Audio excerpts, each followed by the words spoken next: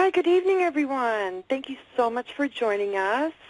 That little audio clip was Mike Biggs.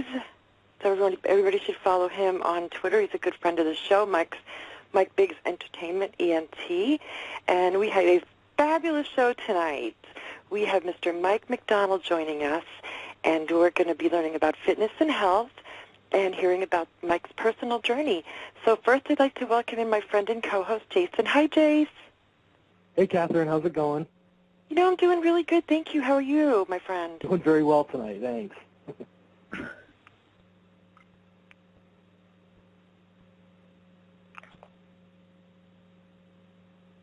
Couldn't hear you for a second. We'll bring in Mike McDonald. Hi, Mike McDonald. How are you? Hi, Catherine. I'm very well, thank you. Excellent. Mike, thanks so much for joining us tonight. We're just so over the top and really pleased that you took the time out of your busy schedule to talk with us tonight. Oh, my pleasure. Thank you. Well, Jason, did you want to open up the conversation? Oh, yes, definitely. How's it going, Mike? I'm going very well, thank you. That's awesome. How you doing tonight? I'm doing pretty well, thanks. Cool. Definitely appreciate having you on, by the way. Really appreciate it. You coming on, I really enjoy that. So, my question for you would be, like, what happened to start your journey? Well, basically, long story. Little backstory about myself was, excuse me, growing up. When I was a kid and everything, I just kind of always felt different. Like I didn't fit in anywhere and things like that. I grew up. I was kind of a nerd geek. You know the type, the stereotype of a geek. Usually smarter than everybody else, and it was kind of cool, but it was kind of boring. It's like I'd start something and I'd pick it up pretty quick, and I'd get bored and move on to something else. And I just always kept looking for something else to fill me up, and I didn't feel like I fit in anywhere. I started drinking and smoking at a very young age. So kind of growing up, that was kind of what filled my void. Right. And over the years, as I grew up, went through high school and everything, and spent most of my time doing those, drinking and hanging out and, kind of falling apart. And as I got older, started getting into some bad situations and, arrests and things like that. Got my first DUI, I think I was 21 or 22. Then, let's see, got arrested again later for a lot of drug charges. Did some time in prison. Spent 3 years there. Basically, another part of it as I was growing up as a kid was I was kind of bullied a lot. I was picked on. Because I was that geek. I wasn't bigger than anybody. Right. So that kind of fed into the whole thing. Low self-esteem and all that. So after going through all of that, when I had actually gone to prison at the time, I was pretty heavily addicted to heroin and alcohol and lots of other stuff. And I was selling it to pay for my habits, which is what I went to prison for. Trafficking heroin. And at that time, I was pretty messed up, depressed and all that stuff. And I think it was just kind of like a continuation of everything, kind of throughout my life, And after that, I tried to clean up there, and I did. I haven't had any drugs since then, and that was 2000. Congratulations on that. Yeah, that's great. That's great. But after that, I got out of all that, all the consequences were over and all that stuff. I started drinking again because that kind of hole was still there, Right. So fast forward a couple more years and another DUI. I was to a point, where I was pathetic, in my own mind, and had enough. So I just quit that, You know, had a little spiritual awakening and straightened myself out a little bit. So a little bit after that, maybe almost a year, maybe 9, 10 months after that, you know, I decided to go check out a doctor because I hadn't been in 25, 30 years. You know, just figured, you know, might as well go get checked out. And it was September 2009, the doctor told me that I had COPD, which is chronic obstructive pulmonary disorder. Oh, my God. And that was from, yeah, that was, you know, from 30, 35 years of smoking and, you know, smoking a lot of different things and, you know, all that stuff. Right. And really not taking care of myself, obviously, at the time. Mm-hmm. You know, it's a chronic disease, so it's incurable. At the time, my lung capacity was 52%. Wow. Oh, my God. I couldn't do a lot of stuff. So after that, it took a couple months, but I quit smoking, which was extremely difficult. You'd think it would be the other stuff. Really smoking was harder. Okay. Smoking cigarettes was harder? Cigarettes was harder. You know, I mean, still to this day, I still have an occasional craving for them. You know, especially like I ride motorcycles, so like if I'm driving down the road and the car in front of me has their window open, I just get that little whiff. I'm like, oh, that smells so good. Oh, no. But, yeah, it is what it is. COPD is extremely serious. Yeah, definitely.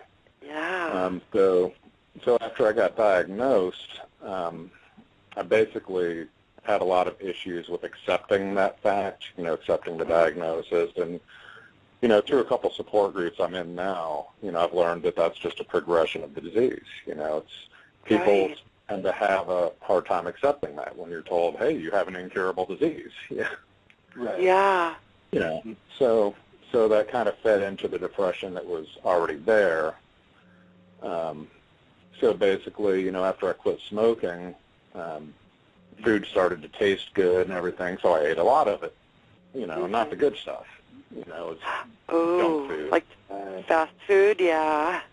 Yeah, you know, trash, you know, cereal and Pop-Tarts and, you know, all that stuff that's chemicals and garbage. Right. You know, so forward that to about October, and, you know, I was getting pretty hefty. You know, my weight had gone up extremely. The problem I was having then was just getting up and doing anything because of my lungs. You know, so like when I wanted to go to sleep, you know, I'd basically have to crawl up my stairs. You know, I could get about halfway up, and then I'd either have to stop for breath or crawl. You know, and that's how bad it got. You know, and talk about, you know, the feelings of being pathetic and, you know, all that stuff. You know, it was pretty sad. You know, and at that time, you know, I was getting to a point where I couldn't get off the couch, you know, to do anything. You know, I'd go to work and that would be about it. And then I'd come home and lay on the couch or sit on the couch and basically be a vegetable because, you know, besides depression, I just physically couldn't get up and do anything. You know, so I was kind of getting to the point where I just didn't care if I lived or died. You know, and that was where I was at the time. I had a good friend who, I work in a restaurant too, came into my restaurant one night, and I was talking to her, and she was telling me about these fitness guys that she knew. And I figured, well, what the hell, you know, I have to do something. You know, it was a point where either I did something or it was just the end. Right. You kind of get that in your mind. I have to change. I have to do something to improve the quality of my life, or I'm just going to be sitting here doing nothing and enjoying nothing. I totally get that, Mike.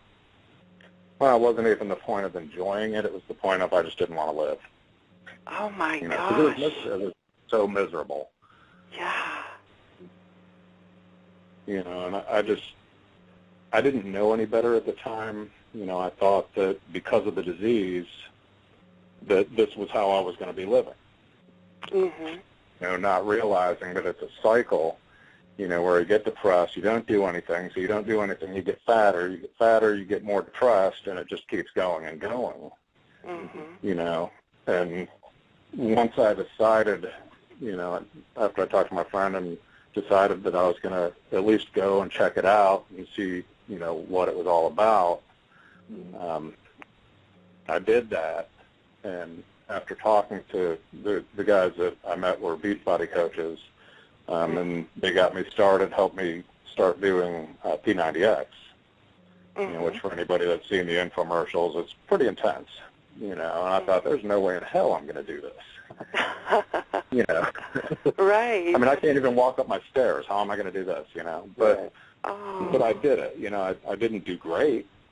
I looked like a fool and couldn't do most of the stuff. I couldn't do a single push-up, couldn't do a single pull-up, but I tried, and I did a little bit, and then my ego kind of kicked in and thought, well, damn, I'm not going to look like a fool and only do one push-up, Right. So I kept going back because I'm going to show these people. Yeah.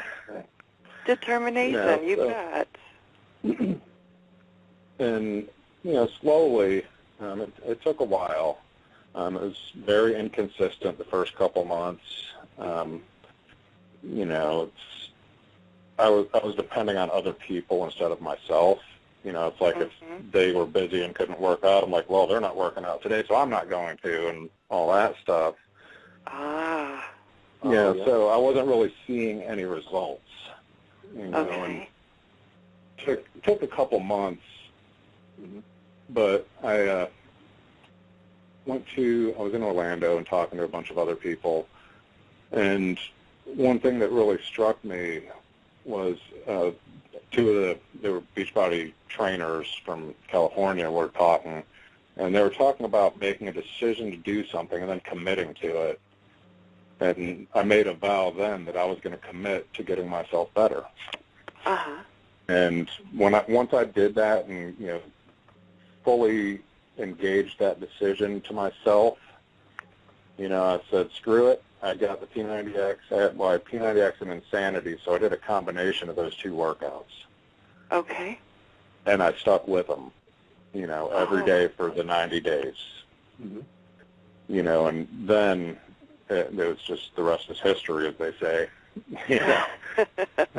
So since then, I haven't been tested. I had my lungs tested, I don't even remember how long ago. It was a while ago, but it went from 52 to 72%, so it's better. My this was a while ago, so I'm sure it's better now. Right. Oh, my God, Mike, that's amazing. That's great, man. Yeah. Yeah, and the damage that's done will never heal. Right. However, I can now do things. So since then, I've done so much. I've done P90X a couple times. I've done Insanity a couple times. P90X2, Les Mills Combat.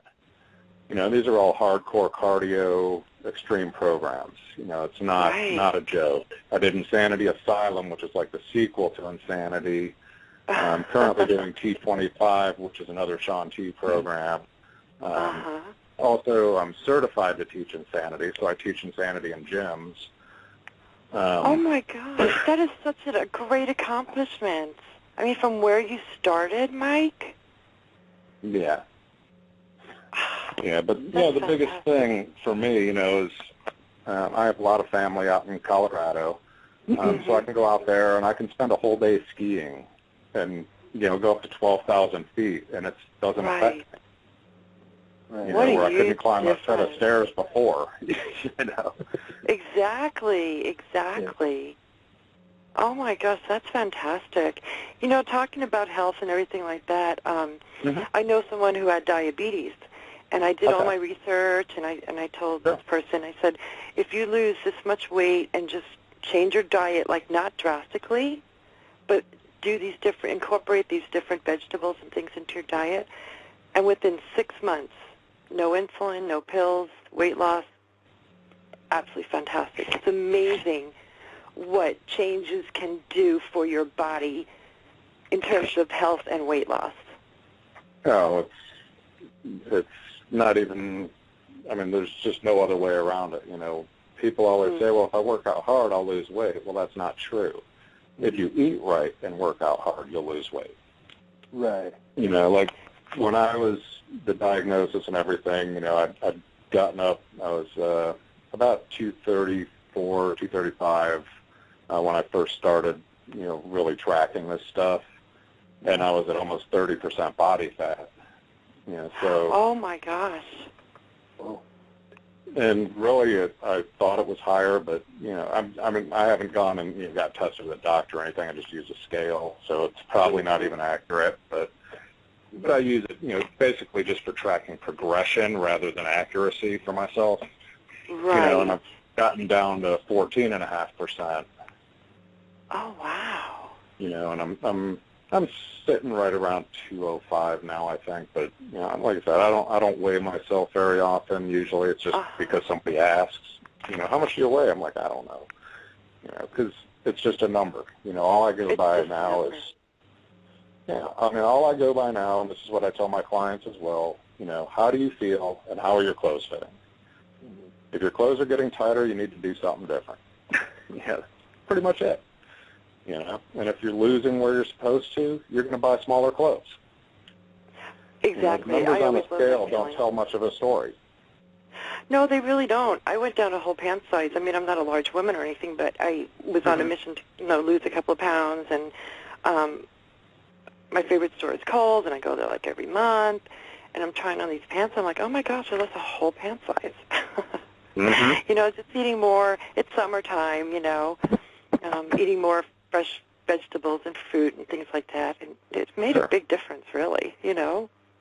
That's huge. You know, it is. Yeah, I mean, for myself, I have to be a little more careful of what I eat, you know, kind of like a diabetic, you know, with the COPD, you know, there's certain foods that'll, you know, cause breathing problems.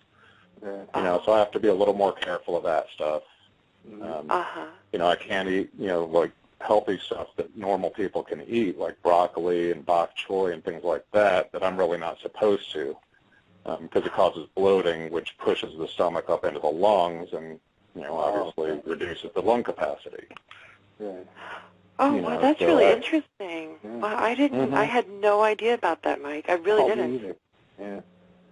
Yeah, it's you know, it's a lot of it, and I'm sure the same goes with diabetics or anything else like that. You know, we can empower ourselves and you know, do our research. You know, don't listen to the medical establishment, because all they're going to do is, here's a pill, here's this, here's that, take this. You know, and that's not a way to live. That's just a way to suppress symptoms, of course. You know, that's so interesting like you're that talking you bring about that with up. your friend. Exactly, and that's so interesting that you bring that up, Mike, because Jason and I have been having a conversation for about, I don't know, a month and a half, just about, just exactly about that. Doctors and medication and, you know, I mean, you're absolutely right. I really couldn't agree with you. I just couldn't agree with you more. Yeah. What do you, sorry about that.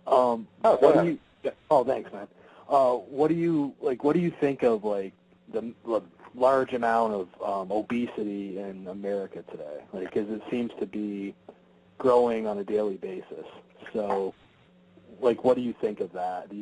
Why do you see that? Why do you think that's happening? Oh, gosh.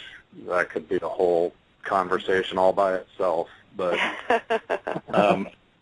the basics of it, you know, first of all, you know, back, you know, 40, 50 years ago when there was, like, real farming and, you know, it was real food and not all this packaged stuff and, you know, I'm not even getting into the GMO and, you know, all that, the genetically modified stuff and all the pesticides and blah, blah, blah.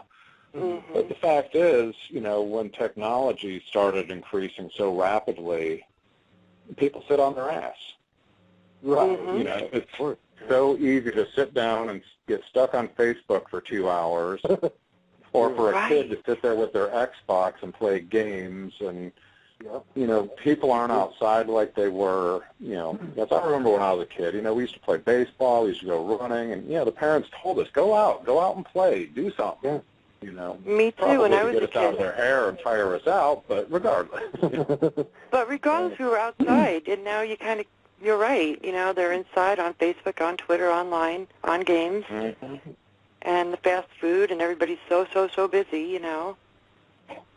Yeah, and instead of taking the time, you know, to go to a farmer's market and get some good, clean foods, you know, they buy a box of this or a can of that, you know, which it's not food anymore. You know, it's like cereals. You think cereal is, it's got 8 vitamins and 13 minerals and all this stuff, but they're chemically produced vitamins and minerals. They're not real vitamins and minerals. You know, it's like if you get on a diet and it tells you, well, eat this food and then take these multivitamins, well, get rid of that diet. Because if you're eating food, you don't need multivitamins. Good point. Yeah.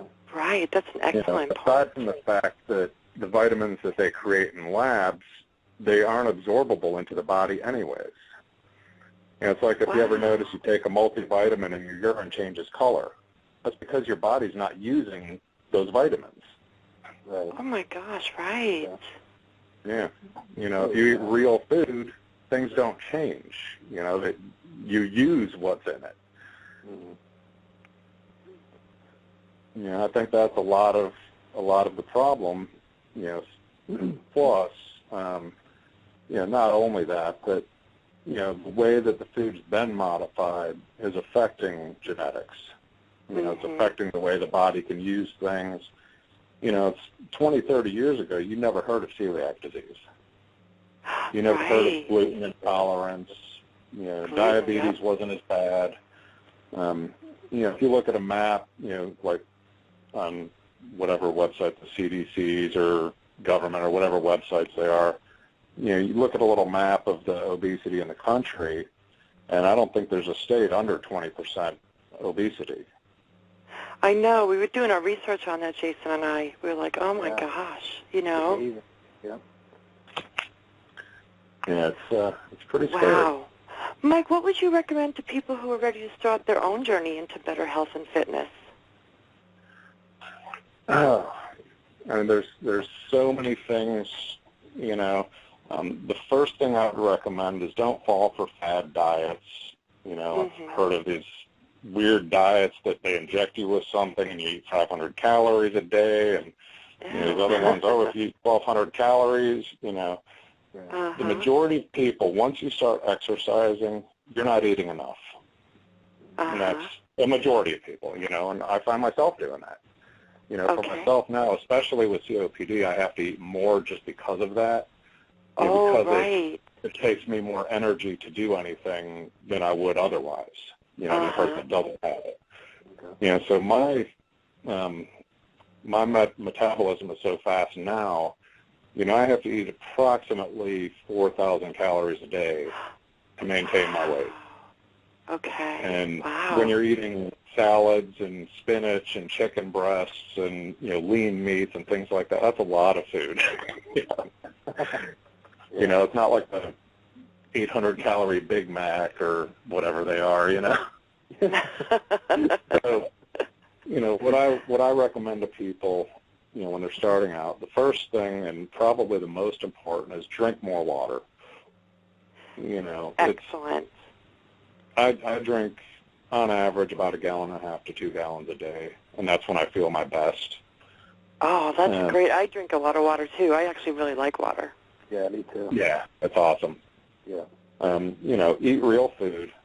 Mm-hmm. You know, I'd recommend getting either a coach, a trainer, in some kind of accountability group, you know, like I do with the coaching, because those are people that have been there, and, you know, if you find somebody that's been successful, you know, whether they've had their own transformation like I have or not, but if somebody's knowledgeable and doesn't tell you some ridiculous, crazy things, you know, because the reality of it is you eat real food, you exercise, and you're going to be in better shape. Right. It's really that simple. However, there are certain things to maximize that. You know, when to eat which macronutrients, you know, and that's what somebody who's done it and who has the knowledge can help with is, you know, you don't want to eat carbs right before you go to bed, obviously. You know, but a lot of people don't know that. Right. You know, protein has its place. Healthy fats have their place. Mm-hmm. You know, and I'm not talking trans fats and all that stuff. I'm talking fats from like avocados, almonds, you know, that are healthy, that increase your heart. You know, omega-3s are important, but it's real omega-3s, like out of salmon, you know, oily fish that are not farm-raised, because they add so much junk to that, too. Yeah. You know, so I always try to make sure I get wild-caught. Usually sockeye salmon is good. Oh, yum. You know, and then there's things you can add to it. You know, extra virgin olive oil, you know, is a great I use that all the time, fat. yep. Mm-hmm. Where if you use other oils like, you know, safflower and vegetable oil and all that garbage, you know, that stuff is so horrible for you, it's ridiculous. Oh, my goodness. You know, so it's really just a lot of research. Like I said, eat real food. You know, if it grows on a tree, it's probably good. If it's genetically modified, it might not be. But, you know, then you go to organic farmers markets. And, you know, if you go to a local market, you're probably going to pay less than you're paying in a grocery store anyways. You know, I really love the farmers market. I love, love, love going there. Yeah, they're very reasonably priced compared to a chain store or whatever. Just so fresh. You know, especially if you go to Whole Foods. Oh, yeah. Absolutely. Well, Mike, honestly, you have been such an amazing guest for us. And oh, yeah, for sure, man. I'm so inspired. And we just want to thank you so much for coming on our show tonight. It was just an absolute pleasure to speak with you and to learn from you. And, you know, a big congratulations on your success as well, Mike. Well, thank you very much. We have to say too, me and Catherine both love your website. We do. And if you'd like to let our listeners know where they can find you online, Mike, that would be fabulous as well. Sure. Yeah, I can be found pretty much everywhere. You know, my website is MikeMcDonaldFitness.com. You can hit up on Twitter or Facebook or anything. Username Mike McDonald Biz. It's pretty simple. Mike McDonald, McDonaldBiz. Yeah, if anybody ever has questions or just wants to write a note, hey, feel free.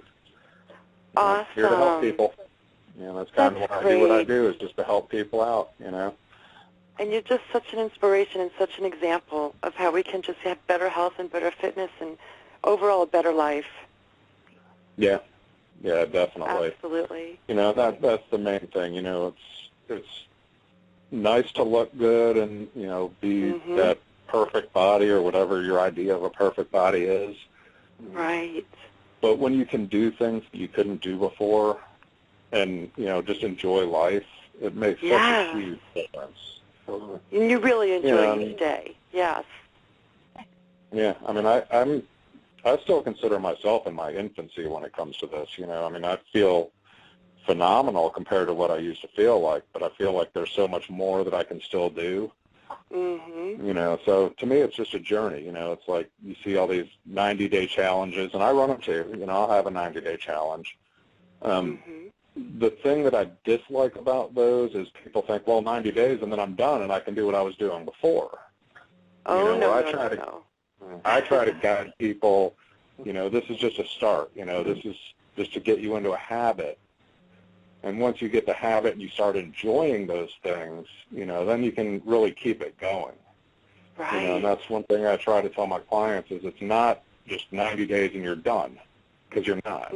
You know, I mean, if you want to be, you are. But, you know, if you want to keep getting better and, you know, or maintaining, you know, it's just like getting your car tuned up. You know, you have to keep putting gas in it and keep putting oil in it and getting the plugs checked. Right. And, you know, all those things, you know, and your body is a lot more important than your car. You know, you can get a new car. Yeah. Exactly. You can't always get a new body. Can never get a new body, that's for sure. You can never get a new body. Yeah, I'm proof of that. Right. But you can sure make it in a little bit better shape. Well, Mike, thank you so very much. You're an absolute doll. Very we welcome. really, really appreciate you, and Thanks so much. We'll definitely stay in touch and love to have you back on maybe towards the end of the year. Sure, sounds great. Thank you. Thank you again, Mike. All right, thank you. You're welcome. All right. What a great interview, Jason. That was great. I loved it. Good job. That was really good. I loved it. Oh my gosh, I learned so much. I know, me too. That was very inspiring. I liked it a lot. It was really, really inspiring. That was awesome. And I know that, learning about COPD and everything in Mike's journey was really inspiring, and really just to go from where he was to where he is now. It's just fabulous. Yeah. So awesome. Yeah. Well, with that, we will say thank you so much to our listeners, and Mike McDonald, thank you again. Such a doll. And we will definitely welcome Mike back later in the year. And Jason, tomorrow night we have another big show. Sure we do. have Xander D. Moss, and I'm not going to spill the beans. I'm going to let everybody go to our Twitter and look. And, excuse me, I hope I'm not catching a cold. That's out in the rain yesterday actually, but. Oh, no. I know. It was only raining in the morning, but. Oh, boy. That's all you need, huh? I know, right? Yeah. But anyway, well, Mike McDonald, thank you again. Jason, thank you. Thank you, Catherine. Had fun. I know, me too. So I will see you tomorrow. And thanks, everyone, for listening. We really appreciate it. So have a good night, everyone.